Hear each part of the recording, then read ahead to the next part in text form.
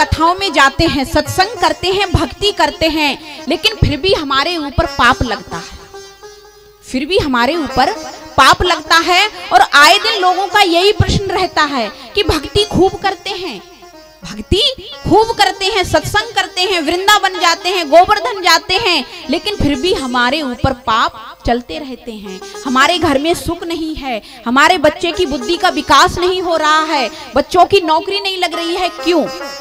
इसका कोई कारण होगा ना, क्योंकि लोग कह देते हैं हमारे भाग्य में नहीं है। प्यारे, भाग्य हमारा हमेशा कर्मों के अनुसार बनता है। जैसा हम कर्म करेंगे वैसा ही हमारा भाग्य बन जाएगा।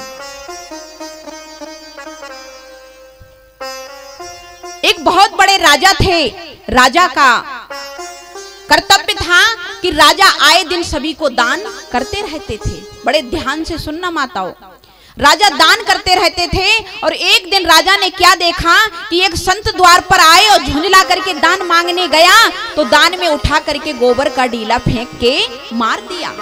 राजा गौशाला में थे। कभी कभी देखते हैं लोग क्या कह देते हैं कि रोज रोज मांगने वाले आ जाते हैं, इतना कहां से दें?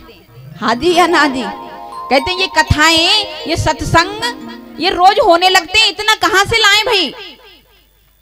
प्यारे, अगर तुमने एक दिन में 100 रुपए कमाया है, कितना? 100 रुपए, तो तुम 10 रुपए भगवान के खजाने में डाल दो। कितना? 10 रुपए। अब सोच लो, इसी प्रकार से तुमने एक दिन में कितना कमाया है, एक महीने में तुम कितना कमा रहे हो, उसी हिसाब से तुम महीने का भगवान के खजाने में डाल दो। अगर तुमने भगवान के खजाने में डाल दिया है, फिर तुम्हारा धन दूषित होने वाला नहीं है। बोलना पड़ेगा। राजा ने सोचा रोज रोज दान मांगने वाले आ जाते हैं, इतना दान कहां से लाऊं? एक दिन गौशाला में खड़ा और एक उठा करके सूखा गोबर का डीला फेंक करके मारा कि वो डीला संत के कमंडल में गिर गया। संत के कमंडल में जब गिर गया तो संत ने सोचा कोई बात नहीं, जैसी प्रभु की इच्छा, कमंडल ले जाकर चले गए। प्यारे, धीरे धीरे वो गोबर जो था वो बढ़ने लगा, गोबर बढ़ने लगा, क्योंकि मैंने कल भी बताया था, अगर तुमने दान दिया है वो तुम्हारा धन वो बढ़ता जाएगा। जब धन बढ़ता जाएगा तो तुम्हें 1 गुना नहीं, 2 गुना नहीं, 4 गुना होके प्राप्त हो जाएगा। तो राजा ने देखा कि मैंने क्या कर दिया, और राजा ने गुरुजी से जाकर के कहा, गुरुजी, हाँ, अरे मुझे तो स्वप्न में रोज गोबर दिखाई देता है, मुझे तो स्वप्न में रोज गोबर दिखाई देता है। गुरुजी जरा देखो तो मेरी हस्तरेखा पत्रा वगैरह, मुझे गोबर क्यों दिखाई देता है? बड़े ध्यान से सुनना प्यारे इस बात के लिए। तो गुरुजी ने देखा, गुरुजी ने कहा क्या दिखाई देता है? बोले मुझे पहाड़ के पहाड़ गोबर के दिखाई देते हैं, मुझे पहाड़ के पहाड़ गोबर के दिखाई देते हैं। तो राजा से कहने लगे, गुरुजी राजन, हाँ, अरे तुमने क्या कभी गोबरदान किया? कभी गोबरदान किया? बोले गोबरदान तो मैंने कभी नहीं किया। बोले याद करो आगे पीछे। तो कहने लगा, गुरुजी एक दिन मैं गौशाला में खड़ा था, एक संत कमंडल लेकर आया और मैंने गुस्से में आकर के सूखा गोबर उठा के मार दिया। हो सकता है वो गोबर उसकी झोली या कमंडल में गिर पड़ा हो। तो गुरुजी कहने लगे, राजन, तुमने जो गोबर फेंक के मारा था ना, वो गोबर के 7 पहाड़ बन गए हैं। 7 पहाड़ बन गए? बोले हाँ, क्योंकि वो तुमने दान किया है, और जो तुमने दान किया है ना, अब वो तुमको ही खाना पड़ेगा, तुमको खाना पड़ेगा। जब गोबर की बात सुनी तो राजा घबराने लगा, और 1 नहीं 2 नहीं 7 पहाड़ खाने पड़ेंगे।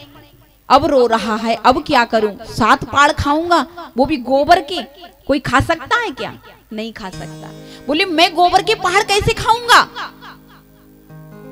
रोकर के गुरुजी की चरण में गिर पड़ा और कहने लगा कि प्रभु, तुमको ऐसा कुछ नियम बताओ कि ये गोबर मुझे खाना नहीं पड़े। बोलना पड़ेगा, ये गोबर मुझे खाना नहीं पड़े। प्यारे, जब ये बात सुनी कि मुझे गोबर खाना नहीं पड़े, तो गुरुजी बोले अब तो कुछ हो नहीं सकता है, तुमने दान किया है तो तुमको खाना पड़ेगा। तो बोले पर मैं खा तो नहीं सकता हूँ। ये बताओ गुरुजी, गोबर कोई खाने की चीज है जो मैं खाऊंगा? गुरुजी, सभी लोग कहते हैं कि अगर अपने गुरुजी की शरण में चले जाओ तो तुम्हारे पाप नष्ट हो जाएंगे, तो तुम हमारा इतना सा पाप नहीं नष्ट कर सकते हो। गुरुजी बोले पाप तो नष्ट नहीं कर सकता हूँ, लेकिन हाँ एक उपाय बता सकता हूँ। बोले क्या? बोले उपाय ये है कि जितने ये गांव के लोग हैं ना, कॉलोनी के, ये सब तेरी बुराई करवे लग जाएं। ये सब तेरी बुराई करवे लग जाएं तो कुछ तेरे गोबर के पहाड़ कम हो जाएंगे। तो कहने लगा ये बुराई कैसे करेंगे? अरे भाई राजा है, राजा की कौन बुराई कर देगा? हाँ जी या ना जी? कोई बुराई नहीं करेगा। तो राजा बोले ये कोई मेरी बुराई नहीं करेंगे तो मैं क्या करूं? ऐसा कौन सा काम करूं जो मेरी बुराई करवे लग जाए? तो गुरुजी ने कहा सुनो, तुम ऐसा करो, अपने गांव की मेहतर की लड़की को लेकर के एक दिन गाड़ी पे बिठा के पूरे गांव में घुमा दो, और जब गांव में घुमाओगे तो गांव वाले अपने आप बुराई कर भी लग जाएंगे। अब तो राजा ने मेहतर की लड़की को बुलाया और कहा कि बेटी तुम मेरे साथ सिर्फ मेरी गाड़ी पे बैठ करके गांव में घूम लेना। बेटी को ला करके बेटी के रिश्ते से राजा ने अपनी सिंहासन पर ला करके बिठाल करके रथ में ले जा करके गांव के चारों ओर घूम रहा है। अब तो गांव वालों की काना फूसी शुरू हो गई। ए बहन तो मालूम है? कहा और राजा ने मेहतर की छोरी कर ली है। राजा ने मेहतर की छोरी कर ली। बता ये कैसो राजा? भैया ये कहा करेगो देश को तो ना सही होने है। फिर तो बताओ मेहतर की छोरी ना छोड़ी याने। अब तो पूरे गांव में ढिढोरा पिट गया। अब जब ढिढोरा पिट गया तो जाकर के सभी बुराई करने लगे। पूरा गांव में यही चर्चा चल रही, राजा ने मेहतर की छोरी कर ली, राजा ने मेहतर की छोरी कर ली। अब कुछ समय बाद ले जाकर के उस बेटी को उसके घर छोड़े आया और जाकर के दौड़ के गुरुजी के पास पहुंच गया। गुरुजी अब देखो तो कुछ पाप हमारे कम हुए हैं कि नहीं? अरे जो पुण्य दिया था ना दान का वो बढ़ गया। गुरुजी ने उठा के देखा तो बोले हाँ राजन, तुम्हारे बुराई करने वालों ने 7 पहाड़ खा लिए। क्या खा लिए? गोबर के। क्यों? भक्ति कर रहे हैं, पूजा कर रहे हैं, पर दूसरे की निंदा कर रहे हैं। तो बोले नहीं, एक बात सुनो, 7 पहाड़ में से एक छपड़ा गोबर अभी रह गया है। कितना? एक छपड़ा। वैसे तो 7 के 7 पहाड़ हो गए गायब। तुम्हारी कॉलोनी वालों ने खा लिए तुम्हारी बुराई कर करके, निंदा कर करके, पाप लगा लगा के, पर एक छपड़ा गोबर अभी रह गया। तो बोले अब ये कैसे कम होगा?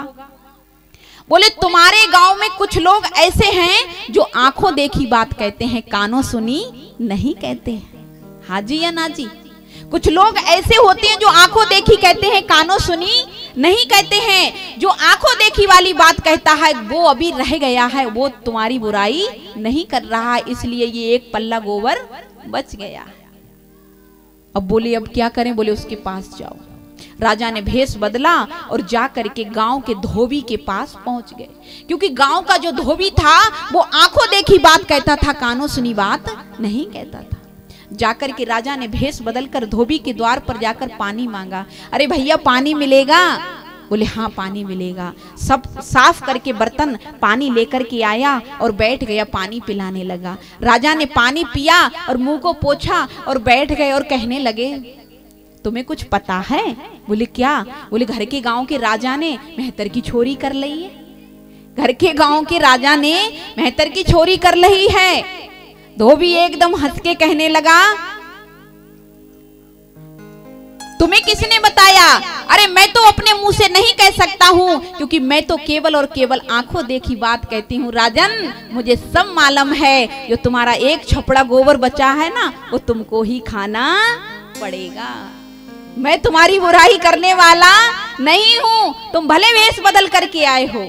अब गुरुजी के पास गए तो गुरुजी अब क्या किया जाए? गुरुजी बोले उसने तुम्हारी बुराई नहीं की है, और जो एक छपड़ा गोबर बचा है ना, अब कुछ दान किया है तो कुछ तो खाना पड़ेगा, बोलना पड़ेगा। इसलिए अगर हम किसी की बुराई करते हैं, कानों द्वारा सुनी हुई बात कहते हैं, फिर वो हमारे द्वारा पापों में आकर हमको प्राप्त हो जाती। लेकिन यही कहते रहते हैं हमने कोई पाप ही नहीं किया, हम किसी के यहाँ नहीं जाते हैं, भक्ति करते रहते हैं, लेकिन बुराई तो कर रहे हैं। आज से कितने लोग बुराई नहीं करेंगे।